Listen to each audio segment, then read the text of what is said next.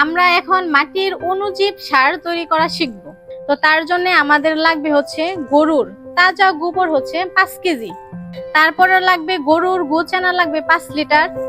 আপনার লালি বা আমরা চিটাগুড় যেটা বলি সেটা লাগবে হচ্ছে 1 লিটার। বেসন লাগবে 500 গ্রাম এবং কেমিক্যাল মুক্ত মাটি লাগবে 1 মুঠো। কলা আছে। তারপরে হচ্ছে বাতের মিশ্রণ, আরো যদি বিভিন্ন উপাদান আছে যেগুলা ব্যবহার করলে কার্যকারিতা আরো ভালো হবে, সেগুলো হচ্ছে 1 লিটার দুধ।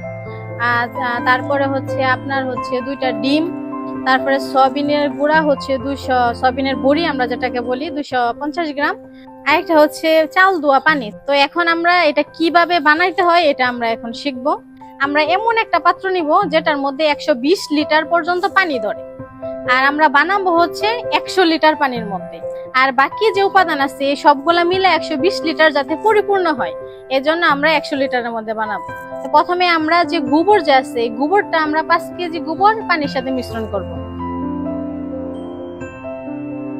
তারপর এটার মধ্যে দিব আমরা হচ্ছে 1 লিটার লালি। তারপরে 500 গ্রাম বেসন। তারপর এই যে 1 মুঠ কেমিক্যাল মুক্ত মাটি। তারপর হচ্ছে কলা, বাত মিশ্রিত মাটি, চাল ধোয়া পানি। তারপর এখন আমরা সর্বশেষ যেটা দিব সেটা হচ্ছে গরুর চানা।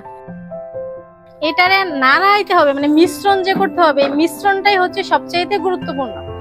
তো এইটা নাড়ানোটার একটা সিস্টেম আছে, সেটা হচ্ছে ক্লক ওয়াইজ, অর্থাৎ ঘড়ির কাঁটা যেভাবে ঘুরে সেভাবে ঘুরাইতে হবে, কারণ বাম দিক থেকে এভাবে ঘুরে আসবে। এটা হচ্ছে আপনার মিশ্রণটা করার পরে মানে ঘুরানোর পরে এটা সুন্দর করে ঢাইকা আপনি ঘরের কোণার মধ্যে রাখবেন, কিন্তু খেয়াল রাখবেন যে সরাসরি যে সূর্যের আলোটা আছে এটার মধ্যে না পড়ে, আর হচ্ছে বৃষ্টির পানি যাতে না পড়ে। এটা প্রস্তুত হতে যদি গরমের সিজন হয় তাহলে হচ্ছে আপনার 48 ঘন্টা অর্থাৎ 2 দিন, আর যদি শীতকাল হয় তাহলে 96 ঘন্টা অর্থাৎ 4 দিন সময় লাগবে এটা প্রস্তুত হইতে। আর এটা হচ্ছে 3 বার করে এরকম ভাবে ঘুরাই দিতে হবে, সকালে, দুপুরে আর হচ্ছে সন্ধ্যায়। এটা ক্লকওয়াইজ আপনার ঘুরে নাড়ায় দিতে হবে। এই ছিল এটার বানানোর পদ্ধতি। আচ্ছা, এখন আমরা এটার ব্যবহার বিধিটা জানবো, কিভাবে আমরা আমাদের জমিতে প্রয়োগ করব। এটা হচ্ছে আমরা যদি 5 বার ব্যবহার করি তাহলে আমাদের জন্য খুব ভালো। তো এটা আমরা এই যে 100 লিটার যে বানাইলাম এটা আমরা 1 বিঘা জমির মধ্যে ব্যবহার করতে পারবো। তো আমরা প্রথম যে সেচ দেই, অর্থাৎ যখন আমরা জমিতে প্রথমবার পানি দেই তখন পানির সাথে এটা হচ্ছে যে দিদা পানি যে পানির সাথে ছাইড়া দিবেন 1 বিঘা জমির জন্য 100 লিটার। তারপর দেখবেন যে একটা হাল চাষ করার পরে আবার মনে করেন যে আরেকটা সেচ দেয় মানুষ, পানি দেয় না, আপনারা দেন না, তখন এটা আবার দ্বিতীয় সেচের সময় আবার 100 লিটার 1 বিঘা জমির জন্য। তো এটা হচ্ছে 2 বার গেল, 2টা সেচ, মানে যখন আপনারা 2টা সেচ দিলেন প্রথম 2টা সেচের সময় 100 করে দিলেন।